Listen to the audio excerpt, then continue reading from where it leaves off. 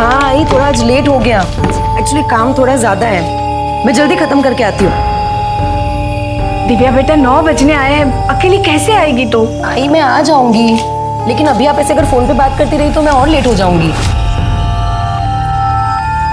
अच्छा अच्छा।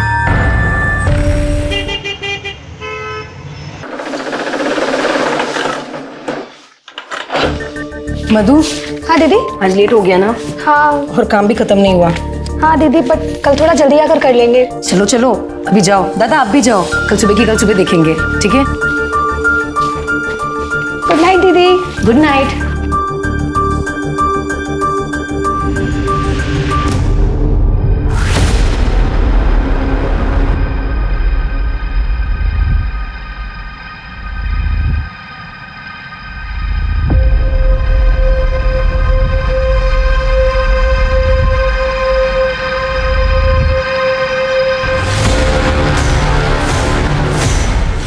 हटो मेरे रास्ते से।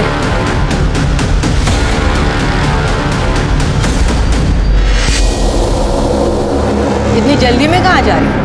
आज मौका मिला है। छोड़ो मुझे।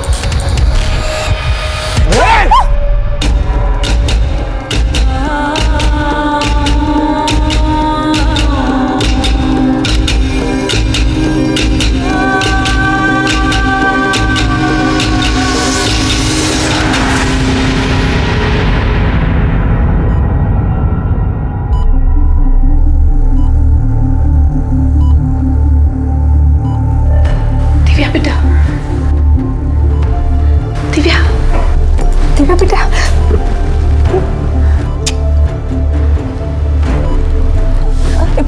लेटी रहो बेटा, तुम्हारी तबीयत ठीक नहीं है ना अभी? लेटी रहो। हाँ आई क्या हुआ? और मेरे सर में बहुत पेन हो रहा है। तुम कल रात से बेहोश हो, हमला हुआ है तुझ पर। छोड़ो मुझे। हाय, हाँ, हाय वो शबनम और उसके आदमी ने मुझे मारने की कोशिश की। पुलिस ने उनको पकड़ा क्या? शांत, हाय वो मुझे मार देंगे। शांत हो जाओ बेटा, शांत हो जाओ। हाँ? अभी तुम्हारी तबीयत ठीक नहीं है ना? ठीक हो जाओ, फिर बात करेंगे। अब रोक ही रही हो?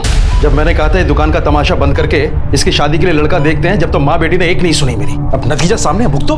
सर, ये हॉस्पिटल है, आपका घर नहीं है। जब घर जाएंगे तभी कोसिएगा अपनी बेटी को, अभी उसे आराम की जरूरत है। प्लीज आप उसे आराम करने दीजिए। एक औरत का दर्द एक औरत ही समझ सकती है, लेकिन तब क्या हो जब एक औरत दूसरी औरत की जान की दुश्मन बन जाए। कई केसेस में महिला का सिर्फ महिला होना ही उसके साथ किए गए अपराध का बहाना होता है, क्योंकि अपराधी को लगता है कि महिला के साथ अपराध करके वो आसानी से बच जाएगा। और इस बच जाने की सोच को शह मिलती है हमारे सिस्टम के कुछ जंग लगे कलपुर्जों से, जो अपना काम ईमानदारी से नहीं करते हैं। अभी रिपोर्ट लिखा था, बताओ किसने हमला किया था आपके ऊपर? सर वो शबनम और उसकी बेटी इशरत अपने गुंडे प्रहलाद के साथ मिलकर मुझ पर हमला किया था। तब दिव्या, इतनी जल्दी में कहाँ जा रही? आज मौका मिला है। चल चल, पकड़ इसको। चल। क्यों हमला किया था तुम्हारे ऊपर? सर वहाँ मेरी शॉप के पास ही शबनम रहती है, वहाँ वो ड्रग्स का बिजनेस करती है, तो मैंने पुलिस में जाके कंप्लेन कर दी थी। ये एप्लीकेशन FIR के लिए। शिवाजी नगर के एरिया में हमला हुआ था। एक मिनट रुकिए आप, मैं अभी आता हूँ।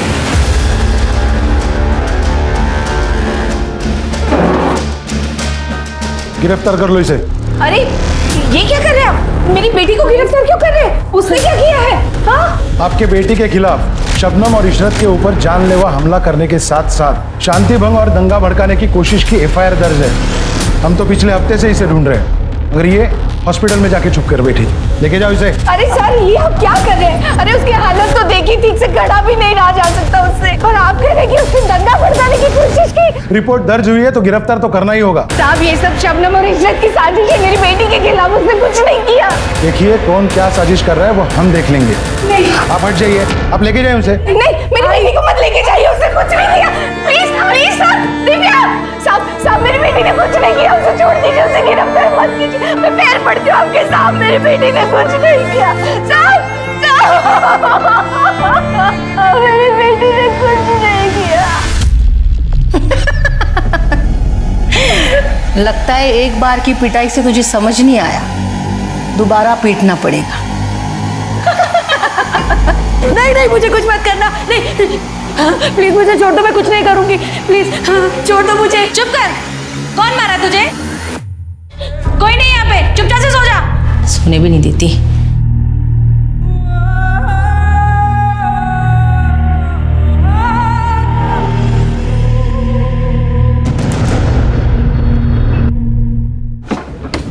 सर मैं जरा खाना खा रहा हूँ, बाद में आइए। सर एक रिक्वेस्ट थी दिव्या के बारे में, उसे रिहा कर दीजिए सर, उसकी तबीयत ठीक नहीं है। ऐसे कैसे रिहा कर दूं मैं उसको? एफआईआर है उसके खिलाफ। अब कोर्ट ही फैसला करेगा कि उसको रोकना है या छोड़ना है। सब कोर्ट को ही फैसला लेना है तो शबनम इशरत और उसके आदमियों के खिलाफ हमारा भी एफआईआर लिखिए। हमारी बेटी पे हमला करवाया उसने। चलो मान लिया, कर ली मैंने एफआईआर दर्ज, शबनम और उसकी बेटी को अरेस्ट भी करा लिया। मगर जब कोर्ट मुझसे पूछेगी तो क्या कहूंगा मैं? साहब रिहा कर दीजिए ना। ये रिवेंज पॉलिटिक्स मेरे यहाँ नहीं चलेगी। अब चली जाइए। साहब मेरी बेटी को बुखार है, उसकी तबीयत भी ठीक नहीं है। देखिए आप जाइए, खाना खाने दीजिए मुझे।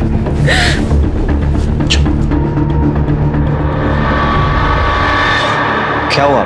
घर में फिर से झगड़ा हुआ क्या माँ से? झगड़े तो ऐसे ही होते रहेंगे आलोक, जब तक हम लोग शादी नहीं कर लेते। फिर क्या बात है जो इतनी परेशान लग रही हो तुम्हें? कुछ नहीं हुआ। वो बताओ, तुम्हारा इंटरव्यू था ना जॉब के लिए, क्या हुआ उसका? वही जो हमेशा होता है, we will let you no.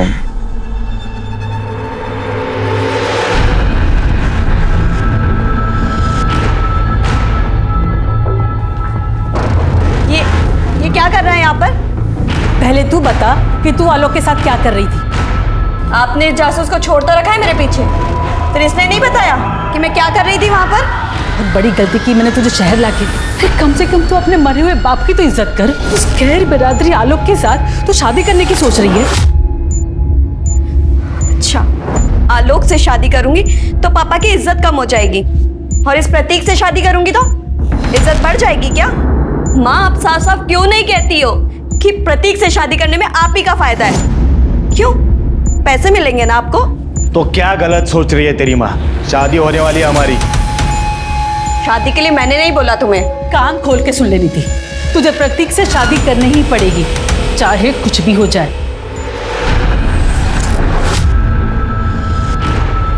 नीति,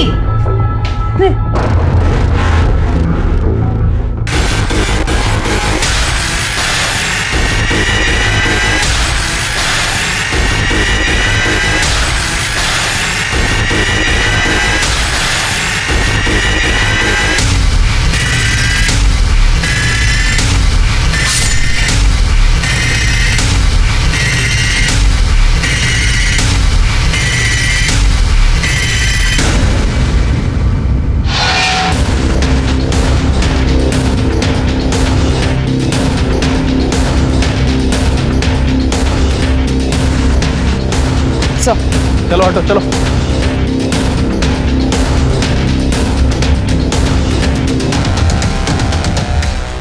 सर पास के गांव के कुछ लोग काम से जा रहे थे, जब उन्हें बदबू आई तो उन्होंने पुलिस को फोन किया। कोई आइडेंटिफिकेशन मार्क मिला? सर लड़की का फोन मिला है, लेकिन चार्ज नहीं था तो चार्जिंग के लिए भेजा है। सर आसपास पूछताछ की, लड़की को कोई जानता नहीं है और ना ही किसी ने कुछ सस्पिशियस देखा है यहाँ। एम्बुलेंस को बुलाओ, आसपास सर्च करो, कुछ मिलता है क्या? मोबाइल चार्जिंग के लिए कहाँ लगा है? सर मोबाइल फोन ऑन हो गया।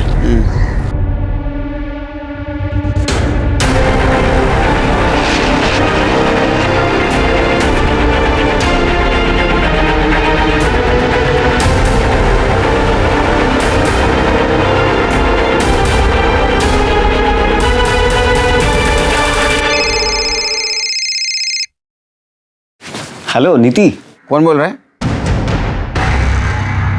आप कौन बोल रहे हैं? मैं इंस्पेक्टर सुनील केलकर बोल रहा हूँ। आप कौन बोल रहे हैं? सर मैं आलोक शर्मा बोल रहा हूँ, लेकिन ये नंबर तो नीति का है। आप उसके फ़ोन से फ़ोन क्यों कर रहे हैं? नीति? कौन नीति? सर मेरी फ्रेंड है, लेकिन हुआ क्या है?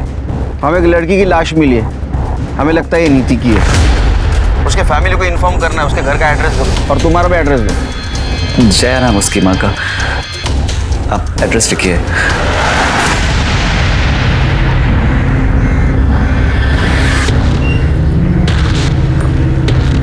ईश्वर जी, पुलिस तो हमारी बात ही नहीं सुन रही है। सब अब आप ही कुछ कीजिए ना प्लीज। सर आपके बारे में बहुत सुना है, आप कितने बड़े सोशल वर्कर हैं। हमारी बेटी को आपकी मदद की जरूरत है, उसकी हालत बहुत खराब है। दिव्या आई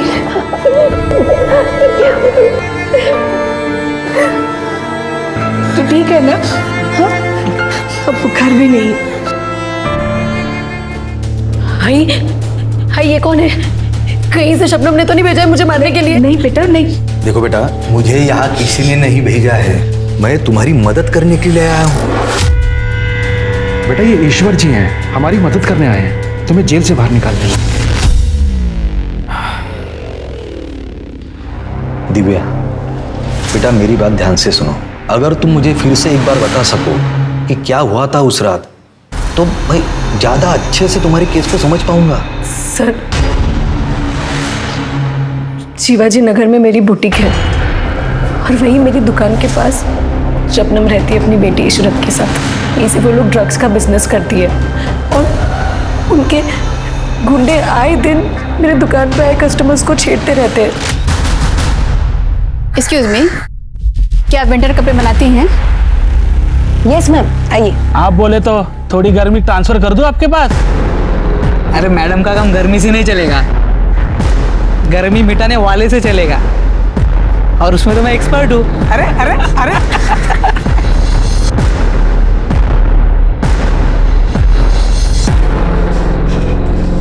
क्या बात है मैडम, इतने जल्दी गर्मी मिटाने के लिए आ गई? लगता है ठंड बहुत बढ़ गई है। मिटा दो गर्मी। इसकी गर्मी ज्यादा बढ़ गई है, पकड़ो इसको। ये तो फिर से आ गई। ये तुम्हारे नशेड़ियों को काबू में रखो वरना अच्छा नहीं होगा। आज फिर मेरी कस्टमर को छेड़ा इन्होंने। ये अपना रोना धोना ना कहीं और जाकर कर। हमने बोला था यहाँ दुकान खोलने को, जो हमसे की शिकायत कर रही है। ये एरिया तुम्हारा नहीं है जो हर एक काम तुमको पूछ के करूं। अगर नहीं सुधरे ना तो पुलिस में जाके तुम सबकी कंप्लेंट करूंगी। पुलिस में जाएगी? हाँ जाऊंगी। और ये तुम्हारा जो काला धंधा है ना, उसका काला चिट्टा पुलिस को पता के रहूंगी। देख लो भाई लोग, पुलिस में जाने का बोल रही है, तुम सबको जेल में भिजवाएगी। इसका क्या करना है देख लो तुम लोग। उसके पास जाएगी? हाँ, पुलिस के पास जाएगी? हाँ, पुलिस के पास जाएगी? छोड़ो उसे, पीछे पीछे। और तू आज आई तो आई, आज के बाद इधर दिखना भी मत। हर बार तुझे बचाने नहीं आऊंगी मैं। चल यहाँ से। किसी तरह से मैं भागी वहां से। मुझे अपनी दुकान को बचाना था, इसलिए मैंने जाके पुलिस में कंप्लेन की। पुलिस भी पूछताछ का बहाना करके वहां से लौट आई। फिर मुझे सबक सिखाने के लिए शबनम ने उसकी बेटी इशरत और प्रहलाद के साथ मिलकर मुझ पर अटैक करवाया। आज मौका मिला है, इसका नतीजा बहुत बुरा होगा। मेरे खिलाफ झूठा केस दर्ज करवाया उन लोगों ने, ताकि मैं टूट जाऊं, अपनी जुबान बंद रखूं, उनके बारे में किसी को कुछ ना बताऊं। पुलिस भी इन सब में शामिल है। मैंने कुछ भी नहीं किया है, मैंने कुछ भी नहीं किया है, मैंने कुछ भी नहीं किया। करो मेरी वो झूठ बोल रही है।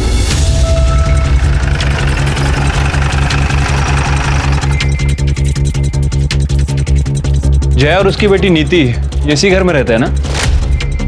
जी साहब, क्या हुआ? घर में ताला लगा हुआ है, आप बता सकते हैं कहाँ गए होंगे?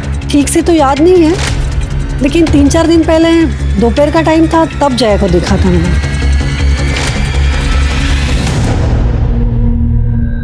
ईश्वरचंद जी, हम हमारा काम पूरी ईमानदारी के साथ कर रहे हैं। अब दिव्या की फैमिली उसके लिए बेल नहीं करा पा रही, तो इसमें पुलिस की क्या गलती है? देखिए, आपको भी पता है कानून का अपना एक प्रोसीजर होता है, सब कुछ उसके अनुसार ही हो रहा है। अब इन लोगों ने दिव्या पर केस रजिस्टर कराया था, तो हमें तो उसे अरेस्ट करना ही होगा। वो सब तो मैं जानता हूँ इंस्पेक्टर साहब, और प्रोसीजर भी मुझे पता है, मगर जिस कानून की आप बात कर रहे हैं उसी कानून के हिसाब से बताइए कि दंगे करने के लिए किसी एक औरत को ही आरोपी बनाकर जेल में कैसे भेजा जा सकता है, जबकि एक पार्टी जेल के अंदर है और दूसरी बाहर आजाद घूम रही है। और हाँ, आपने तो इन लोगों के खिलाफ कोई केस तक दर्ज नहीं करवाया। क्योंकि कोई केस था ही नहीं। हाँ, मैं मानती हूँ इशरत और दिव्या का झगड़ा हुआ था, लेकिन वैसे नहीं जैसे दिव्या ने आपको बताया।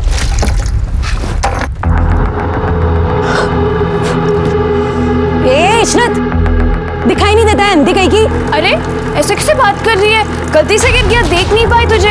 तभी तो कह रही हूँ, अंधी हो गई है क्या? सारे कपड़े गंदे कर दिए मेरे।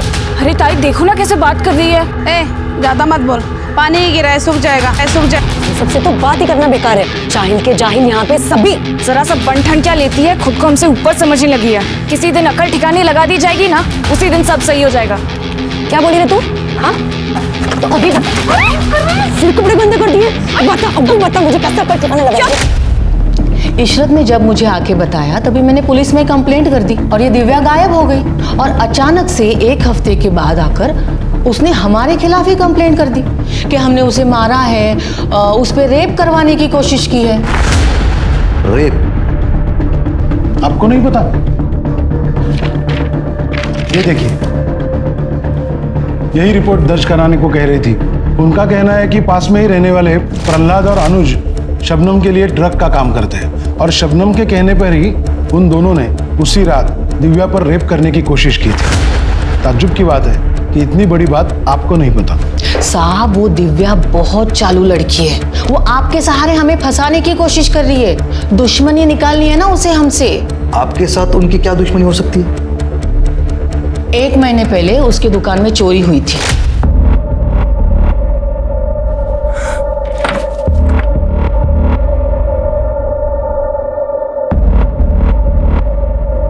ज्यादा बड़ा नुकसान तो नहीं हुआ ना बेटा? बंद करो ये ड्रामा। मैं ये बात अच्छे से जानती हूँ, इस मोहल्ले के लोगों की हरकत है ये। सबके सब एक जैसे हो। मेरी दुकान बहुत चुभती है ना तुम लोगों को, इसलिए चोरी करवा दी। अरे भैया देखो, भलाई का तो जमाना ही नहीं रहा। कोई तुमसे तुम्हारा हाल पूछ रहा है और उल्टा तुम उसी पर दोष डाल रही हो। तो क्या तुम पर डालूं? कहीं ये चोरी तुमने तो नहीं करवाई? बहुत बुरा लग रहा है तुम्हें। ए, जबान संभाल के, अम्मी है वो मेरी। इशरत, चल यहाँ से, हमें रोकने की कोई भी जरूरत नहीं है। इशरत, एफआईआर देखिए, आप ये एफआईआर की कॉपी देखिए। दिव्या ने उस चोरी में भी हमें नामजद किया था ताकि हमें जेल हो सके, लेकिन वो कामयाब नहीं हो पाई। इसीलिए उसने दूसरी साजिश रची जिससे हम जेल पहुंच जाए।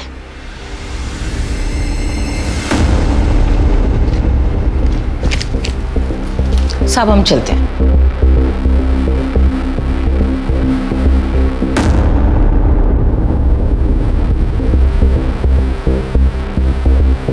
ईश्वरचंद जी, माँ बेटी दोनों मिलकर घुमा रहे हैं पूरे मामले को।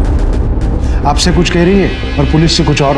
इंस्पेक्टर साहब, इस केस की सच्चाई जो भी हो, मगर एक सच्चाई जरूर है कि इस पूरे मामले में पुलिस ने एक तरफा कार्रवाई करके दिव्या को जेल भेजा है, जबकि उसकी हालत देखते हुए दिव्या को जेल में नहीं हॉस्पिटल में होना चाहिए था। मैं समझता हूँ, लेकिन सिस्टम ने मेरे हाथ बांध के रखे हैं। और ईश्वर जी, जेल के हॉस्पिटल में दिव्या का इलाज चल रहा है और दिन ब दिन उसकी हालत भी सुधर रही है। नहीं, जेल के हॉस्पिटल में नहीं, हम लोग दिव्या की बेल के लिए अप्लाई कर रहे हैं। पुलिस विरोध नहीं करेगी ऐसी मैं आपसे उम्मीद करता हूँ इंस्पेक्टर साहब।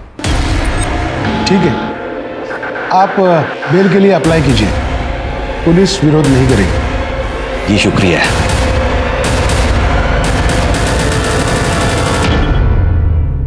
मतलब रेप नहीं हुआ था तुम्हारा, यही कह रही हो ना? जी सर। ये बात तुमने पुलिस को बताई और मुझे क्यों नहीं बताया? सर, सब कुछ इतना जल्दी जल्दी हुआ कि कुछ भी याद रखना मुश्किल हो रहा था। मुझे कुछ समझ में ही नहीं आ रहा था मेरे साथ क्या हो रहा है। शायद इसलिए मैं आपको बताना भूल गई, मगर ऐसा नहीं है कि उन्होंने रेप करने की कोशिश नहीं की। उस दिन वो प्रहलाद और अनुज, उन्होंने अपनी तरफ से पूरी कोशिश की। पुलिस में जाने का बहुत शौक है ना तुझे? अब जा पुलिस में रोने के लिए। आज जो तेरे साथ होगा ना, हमेशा याद रखेगी तू। प्लीज मुझे जाने दो, छोड़ दो मुझे, प्लीज बोलिए ना आप।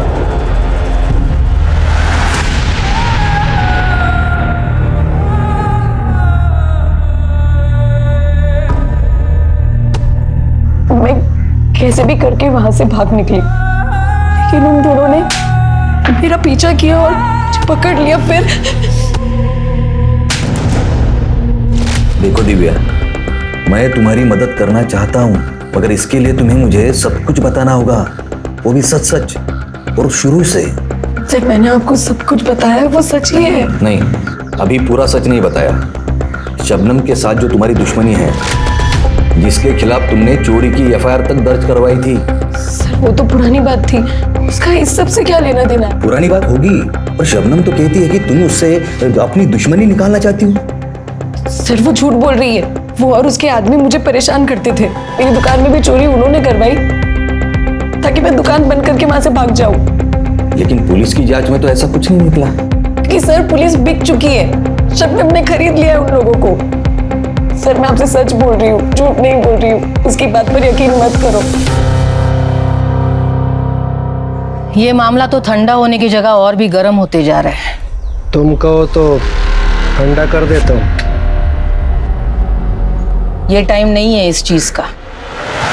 सर मैं नीति से प्यार करता था, ये बात सच है, लेकिन उसका मर्डर किसने किया, उसकी माँ कहाँ गई, मुझे इसके बारे में कुछ नहीं पता सर। तुम इतना अगर प्यार करते थे उससे, तो 4 दिन से ना तो तुमने उसको कॉल किया ना तो उसका तुम्हें कॉल आया, ऐसा कैसा प्यार? सर पिछले 4 दिन से उसका फोन बंद आ रहा था। मैंने उसे कई बार फोन ट्राई किया, फिर मुझे लगा कि उसकी माँ ने फोन छीन लिया होगा लड़ाई झगड़े की वजह से। लड़ाई कौन सा? 4 दिन पहले मेरा झगड़ा हुआ था कुछ लोगों से। हटना जरा थोड़ा। देख नहीं रहा तुझे, बैठे हुए। भाई मुझे गाड़ी से सामान निकालना, आप उठ जाओ यहाँ से, और वैसे भी गाड़ी कोई बैठने की जगह नहीं है। तो तू ही बता कहाँ जाकर बैठे। अरे भाई यहाँ से चले जाओ, आप कहीं भी बैठो, मुझे क्या करना है? बड़ा एटीट्यूड है तुझमें, है निकलना पड़ेगा। अरे पागल हो क्या? अरे लग जाएगा मतलब। मार साले को, पागल हो क्या? छोड़ो से, छोड़ो छोड़ो छोड़ो से। हेलो साले, यहाँ हमारी गुंडाई चलती है, मैं गुंडा बनने की कोशिश मत करना, समझा? हेलो। नीति को लगा कि जिन लोगों ने मुझ पे हमला किया था उसकी माँ जया और प्रतीक के कहने पे किया था, ताकि हम दोनों एक दूसरे से मिल ना पाए। प्रतीक कौन है? सर जया उसकी माँ नीति की शादी प्रतीक से करवाना चाहती थी। नीति प्रतीक को पसंद नहीं करती थी। मेरी अलग कास्ट होने की वजह से उसकी माँ जया मुझे पसंद नहीं करती थी। इसी बात को लेकर उसकी माँ और नीति के बीच झगड़ा चल रहा था। नीति उस दिन मुझसे मिल के गई थी, बस उसके बाद से उसका फ़ोन बंद आ रहा था। ये जया कहाँ गई होगी पता है? सर मुझे कुछ नहीं पता है, लेकिन जया का गांव बनारस में है और नीति बोल रही थी कि उसकी माँ गांव जाने वाली थी।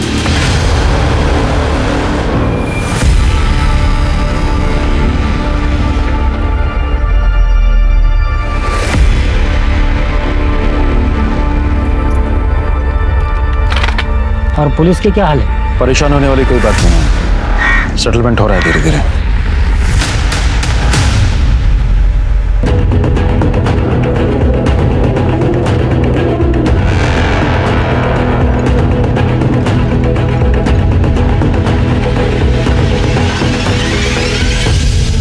आप एक जिम्मेदार आदमी है ईश्वरचंद जी, और इसीलिए केस से जुड़ी हर एक बात मैंने आपको बताई थी, मगर आप तो मीडिया में चले गए। इंस्पेक्टर साहब, मैं मेरी जिम्मेदारी बखूबी जानता हूँ, इसीलिए मैंने प्रेस को भी वही बताया जो सच है, जो दिव्या के साथ हुआ है।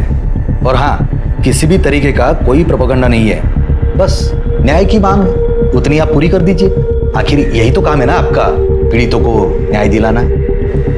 जी हाँ, यही काम है मेरा, लेकिन मीडिया में जाके आपने सही नहीं किया। पुलिस आपकी केस की जांच कर रही है, मैं पर्सनली सुपरवाइज कर रहा हूँ आपकी केस में। आप कल आइए, कल बात करते हैं।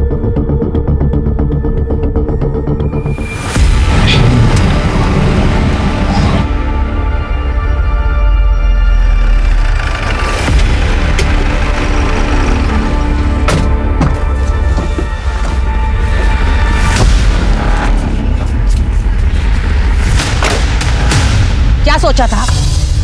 तू मीडिया में जाएगी और हम जेल में सड़ते रहेंगे और तुम क्या करोगे? मजा मारोगे? हाँ? देखो, हमने पुलिस कंप्लेन की है, आप पीछे हटो।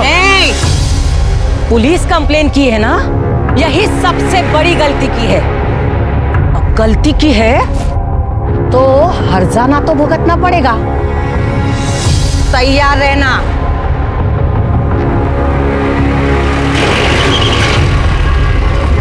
चल बेटा अंदर, अंदर चल। आजा बेटा, अंदर आजा। ये क्या नया तमाशा है तुम दोनों का, जो पेपर में खबर छपी है इसकी? ये ले, पढ़ी से। बाबा, वो शबनम और प्रहलाद अभी। चुप, एक शब्द नहीं सुनना है तेरे मुंह से। और तू, एक पैसे की अकल नहीं है क्या तेरे में? है? तेरी बेटी की ऐसी उल्टी सीधी खबरें छपेगी अखबारों में तो कौन शादी करेगा इससे? हाँ मगर वो लोग हमारी दिव्या। अरे छोड़ ले सबको। तुझे पता है कितने खतरनाक लोग हैं वो? हैं? पहली बार इसका रेप नहीं कर पाए, इस बार अगर इसका रेप कर दिया या इसके ऊपर एसिड डाल दिया तो क्या करेगी?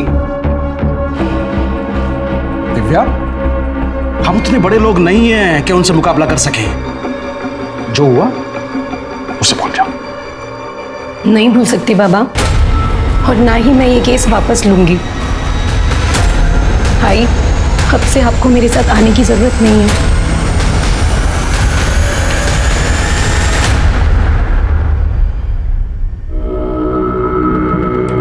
मुझे सर से मिलना है। देखिए मैडम, थोड़ा वेट कीजिए, सर बिजी है। जैसे ही फ्री होते हैं मैं आपको बुला लेता हूँ।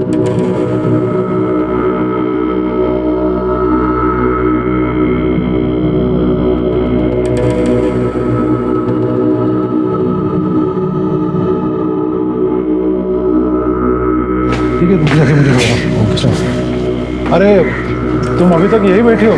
मेरे दिमाग से ही निकल गया था। तुम्हारे केस की छानबीन चालू है, मगर अभी तक कुछ मिला नहीं।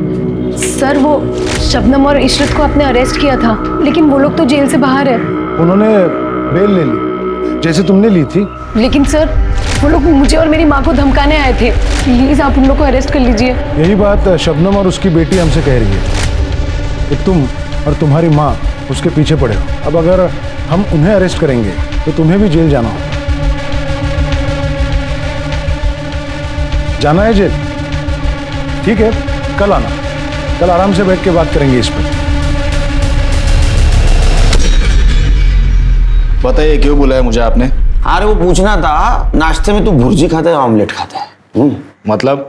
नीति के मर्डर केस के बारे में बातचीत करनी तेरे से। तू शादी करने वाला था ना उसके साथ? शादी करने वाला था, ये तो नहीं है। उसे तो उस आलोक से शादी करनी थी, मुझसे तो बात भी नहीं करती थी। तो ऐसा तो नहीं, इस बात की खुन्नस निकालने के लिए तूने और जय ने मिलकर उसका मर्डर कर दिया?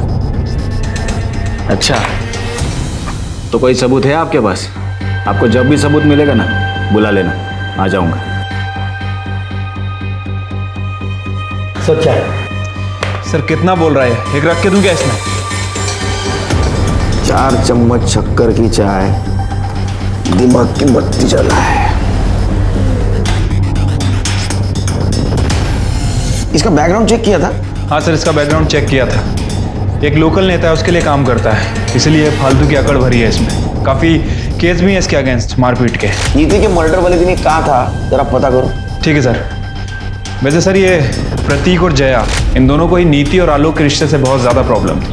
सर पॉसिबिलिटी है कि या इन दोनों ने इसका मर्डर किया या फिर किसी से करवाया है।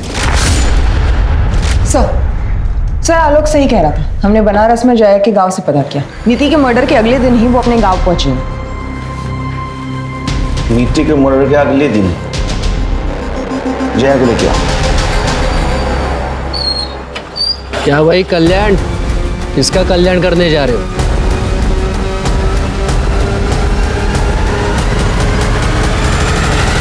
हाँ ठीक है, मैं बोलता हूँ बाद में। मैं करता हूँ तुम्हें बंद। सॉरी, मैं भूल ही गया था कि आप यहाँ बैठी हो। तुम्हारे केस में एक लीड मिली है, एक्चुअली उसी की छानबीन चालू है। एक काम करना, तुम कल आना, कल तक कुछ और पता चल जाएगा। न्याय मिलने में देरी न्याय ना मिलने के बराबर है, और दिव्या के साथ भी ऐसा ही हो रहा था। न्याय की आस ने उसे एक ऐसे अंतहीन इंतजार के चक्रव्यूह में धकेल दिया जहां न्याय तो नहीं था, पर अगर था तो सिर्फ एक लंबा इंतजार और निराशा ही निराशा। शबनम और इशरत ने उस पर शारीरिक हमला किया था, लेकिन पुलिस की एक तरफा कार्रवाई और परिवार के अधूरे सपोर्ट ने उसे मानसिक तौर पर भी तोड़कर रख दिया था। लेकिन फिर भी दिव्या लड़ रही थी न्याय के लिए, और इस लड़ाई में जहां वो बिल्कुल अकेली थी, उसे सहारा मिला एकदम अप्रत्याशित तरीके से। नीति अपने मर्जी से शादी करना चाहती थी, तुम्हें पसंद नहीं था, इसलिए तुमने नीति को मार दिया। नहीं सर, मैंने नीति को नहीं मारा। नीति के मर्डर वाले दिन आप गांव क्यों चले गए? नीति ने मुंह दिखाने लायक नहीं छोड़ा था उस आलोक के साथ रिश्ता रखकर। उस दिन जब वो घर नहीं आई तो मुझे लगा कि वो आलोक के साथ भाग गई और मोहल्ले में किसी को पता ना चले, इसलिए मैं चुपचाप गांव चली गई। नीति उस दिन घर से निकलने के बाद आलोक से मिली ही नहीं। ये सब कुछ तुमने और प्रतीक ने किया है। नहीं सर, हमने ऐसा कुछ नहीं किया। तुम दोनों के सिवा कौन दुश्मन था उसका? कौन कर सकता है ये?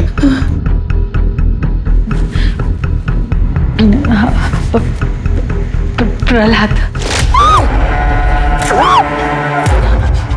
छोड़ो, पकड़, उठ।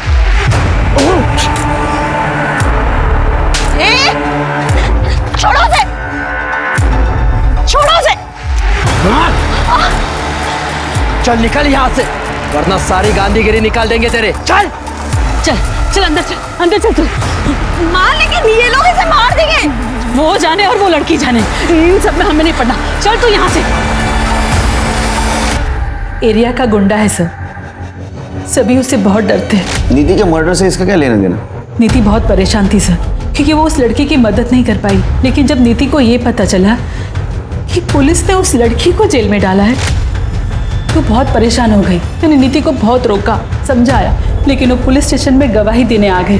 पुलिस ने तो कुछ नहीं किया, लेकिन जब गुंडों को पता चला कि नीति उनके खिलाफ गवाही देने आई थी पुलिस स्टेशन में, हमारा जीना हराम कर दिया था।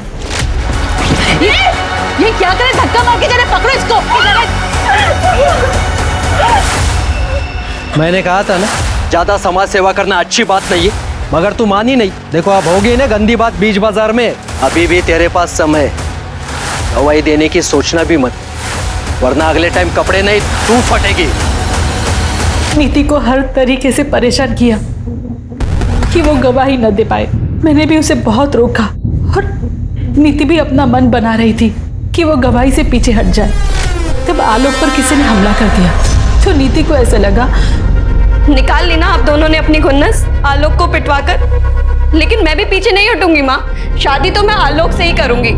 आपको जो करना है कर लीजिए। अब चुप, अब बात सिर्फ शादी की नहीं है, बात मेरी इज्जत की है। तुझे शादी तो मुझसे ही करनी पड़ेगी, फिर चाहे उसके लिए मुझे किसी भी हद तक जाना पड़े। इस बेशर्म को आलोक के आगे कुछ दिखाई नहीं देता, तो इससे अच्छा होता कि प्रहलाद इसे मार देता। आ गई ना दिल की बात जुबान पर माँ, तो अभी फालतू की केयर करना बंद कीजिए। अब शादी तो मैं आलोक से ही करूंगी, चाहे मैं मर जाऊंगी, और उन गुंडों के खिलाफ बयान भी दूंगी। बहुत सुन ली मैंने आपकी, अब नहीं सुनूंगी। उस रात हमारे बीच बहुत लड़ाई झगड़ा हुआ, और दूसरे दिन सुबह नीति घर छोड़ के चली गई। उन गुंडों ने ही मारा है सर मेरी बेटी को, ये आलोक ने, क्योंकि वो आलोक के पास ही गई थी। किस पुलिस स्टेशन में था ये झगड़े का केस, जहाँ नीति गवाही देने वाली थी? ये कैसी बात कर रहे हैं सर? इसी पुलिस स्टेशन में है वो केस। क्या? किसके पास? इंस्पेक्टर रवि पाटिल। तुमको मेरे केस से क्या लेना देना? मैं आया था तुम्हारे केस के बीच में, जो तुम मेरे इन्वेस्टिगेशन में टांग अड़ा रहे हो। क्या इन्वेस्टिगेशन कर रहे हो तुम? हाँ, सिर्फ घुमा फिराने की बात कर रहे हो ताकि वो लड़की फ्रस्ट्रेट हो जाए और हार मान ले। तुम मेरे बॉस नहीं हो जो मैं तुम्हें सफाई दूं। अरे तुम्हारे जैसे ऑफिसर का बॉस भी नहीं बनना चाहता। अपने काम से काम रखो और मेरे मामले में मत पड़ो। हेलो, ये अब सिर्फ तुम्हारा मामला नहीं रहा, समझे ना? मेरी विक्टिम नीति तुम्हारे पास आई थी गवाही देने के लिए। फर्जी गवाही दी थी उसने, कोई सबूत नहीं मिला हमें जो ये साबित कर सके कि उसकी गवाही सच है। तुमने कुछ सबूत ढूंढने की कोशिश ही नहीं की। नीति का मर्डर हो गया, दिव्या के आरोपी अभी भी खुलेआम बाहर घूम रहे हैं, क्योंकि तुमने तुम्हारा काम ईमानदारी से नहीं किया। तुम जैसे गैर जिम्मेदार ऑफिसर की वजह से हम जैसे जिम्मेदार ऑफिसर के ऊपर लोग भरोसा नहीं करते। तो जाओ, निभाओ अपनी जिम्मेदारी, सुलझाओ केस को। मुझे लेक्चर देने की जरूरत नहीं है। करूंगा, ये सब कुछ करूंगा। मेरा केस भी सॉल्व करूंगा, दिव्या को भी न्याय दिलाऊंगा। You just wait and watch. एक पुलिस स्टेशन अपने ही थाने में दर्ज हुए 2 अलग अलग मामलों में 2 खेमों में बंट चुका था। नीति की हत्या और उसके संभावित हत्यारों के दिव्या के केस में जुड़े होने ने दिव्या केस में हुई पुलिस कार्रवाई की पोल खोल कर रख दी। दिव्या के केस की जांच पुलिस डिपार्टमेंट के लिए एक शर्म का विषय बन चुकी थी। पुलिस डिपार्टमेंट ने तुरंत ही दिव्या केस के इंचार्ज पीआई रवि सरना को केस से हटा दिया और दिव्या के केस की जांच भी नीति केस के इंचार्ज पीआई सुनील केलकर को सौंप दी गई। दिव्या, अब तक तुम्हारे साथ जो कुछ भी हुआ वो बहुत गलत हुआ है, लेकिन हम तुम्हें न्याय दिलाएंगे। सिर्फ हमारी मदद करनी होगी तुम्हें इन्वेस्टिगेशन में। शिरकी,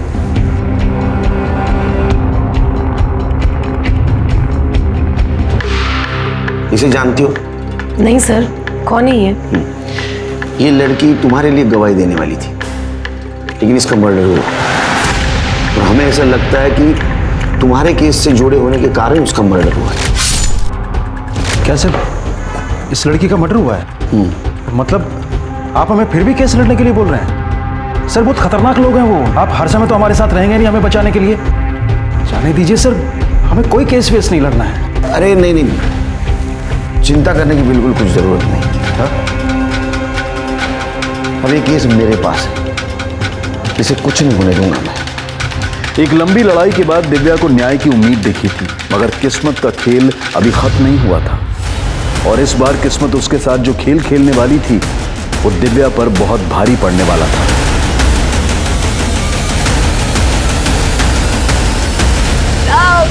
साहब मेरी बेटी को मार डाला मार डाला।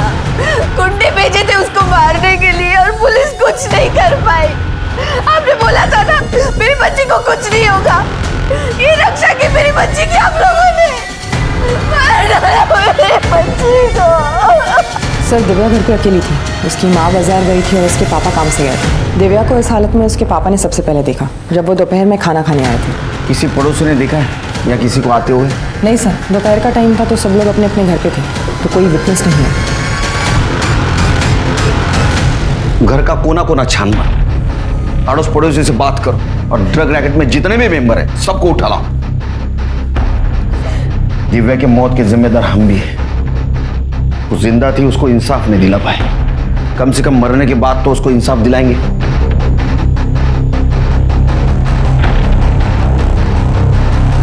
क्या बोले साहब, इन नशोड़े ने जीना आराम कर दिया और वो दिव्या मैडम ने आवाज़ उठाई। क्या हुआ उसके साथ? हमें नहीं मरना ऐसी मौत।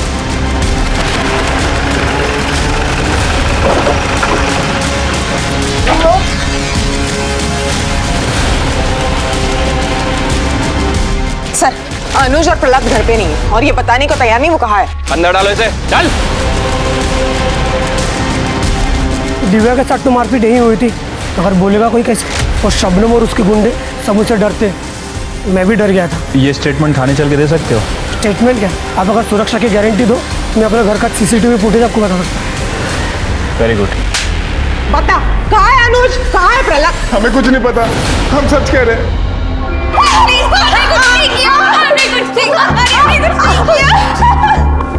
अरे तो पहले ही बता देना ना, मार खाने की जरूरत नहीं थी।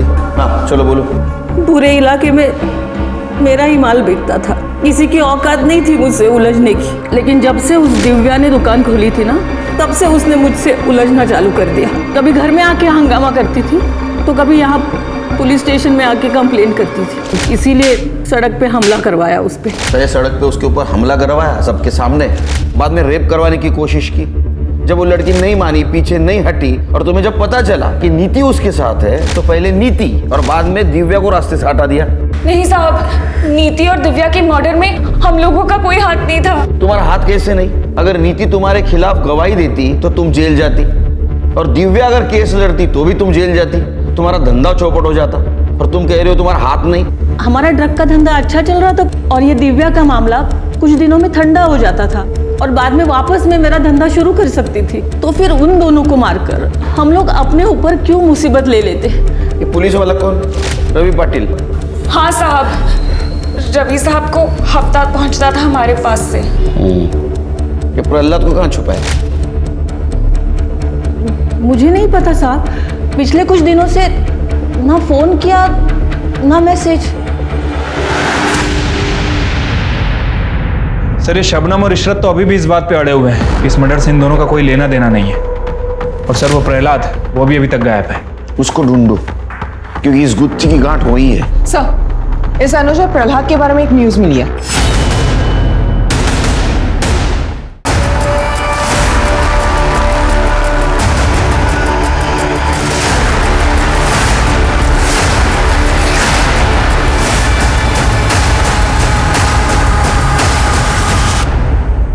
सर ये गुत्थी तो सुलझने की बजाय और उलझती जा रही है। हाँ सर, ये प्रहलाद अपना प्राइम सस्पेक्ट था और इसी का मर्डर हो गया। सर मुझे लगता है कि यहाँ कोई पार्टी वगैरह चल रही थी और जो भी इन दोनों के साथ आया वो इन्हें जानता था। पहले इन लोगों ने शराब पी और फिर मौका देखकर इन्हें मार के निकल गया। नितिन, दिव्या, प्रहलाद और अनुज, इनका कनेक्शन किसी न किसी तरह से इस ड्रग रैकेट से जरूर है।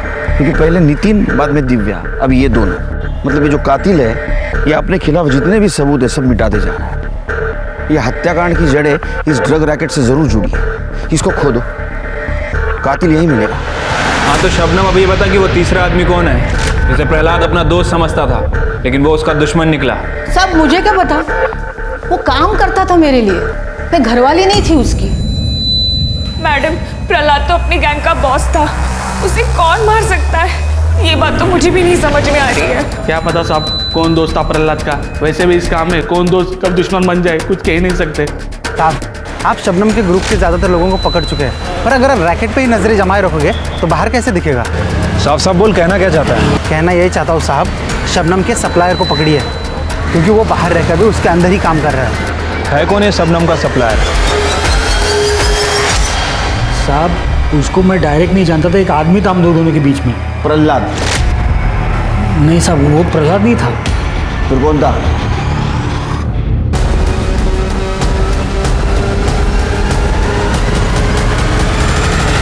दीपक भाई, अभी माल नहीं उठा पाऊंगा। पुलिस नजरें गड़ाए बैठी है चारों तरफ और शबनम भी जेल में है। मामला ठंडा पड़ते ही शबनम बाहर आ जाएगी, उसके बाद ही मेरी सप्लाई तो मैं शुरू करूंगा।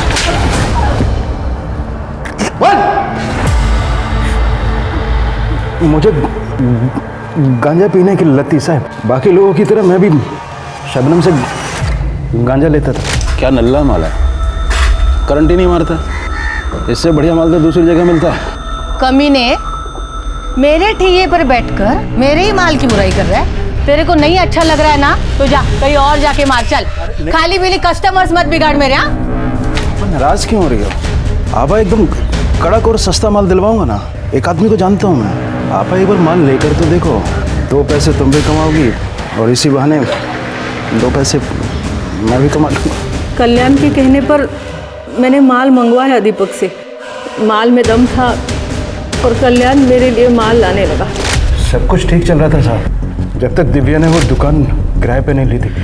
मैंने कई बहानों से उसकी दुकान बंद करवाने की कोशिश की लेकिन उसने मेरी एक नहीं सुनी। उल्टा रोज कोई ना कोई समस्या खड़ी कर देती थी।